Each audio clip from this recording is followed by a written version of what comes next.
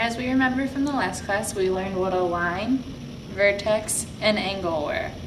If we remember correctly, an angle is made up of a line and a vertex. As you can see, we have two lines here, and this right here would be considered our vertex.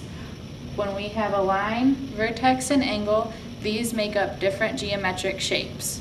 For example, this is a triangle. It has 3 angles, 1, 2, and 3. It also has 3 sides.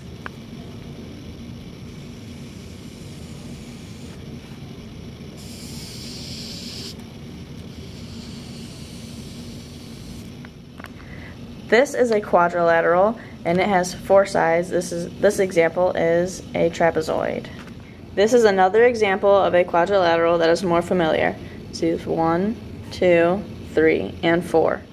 These shapes may not be as familiar to you, but they do have names. For instance, the pentagon has 5 sides, 5 angles, and 5 vertices.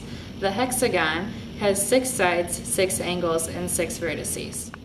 Do you know how many sides a heptagon has?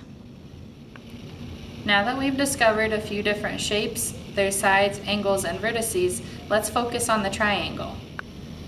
Okay, so for today, we're going to focus on 4 main types of triangles. We have equilateral, isosceles, a right triangle, and scalene. First, let's focus on the equilateral triangle.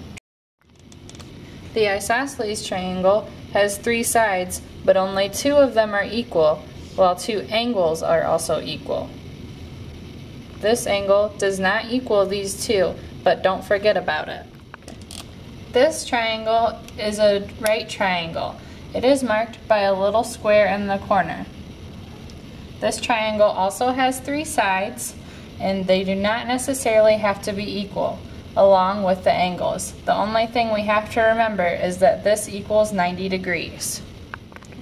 This triangle is a scalene triangle. Although it has 3 sides, it has no 3 equal sides or 3 equal angles. However, we did learn in a previous class that this is what's called an obtuse angle, meaning that it is more than 90 degrees. These 2 angles, as we notice, are acute angles, which were also previously said to be less than 90 degrees. Angles are measured in degrees. No matter what kind of triangle it is, all of the angles will add up to 180 degree angles. Now that we recognize that an equilateral triangle has 3 equal sides and 3 equal angles, that can only mean one thing for this triangle. First, it does equal 180 degrees, like all triangles, so we're going to write this in the middle just to keep us as a reminder. Since there are 3 angles, we're going to take 180, which is the total angle of the triangle, divided by the number of angles, 3, which gives us 60, which can only mean that each of these angles must be 60 degrees.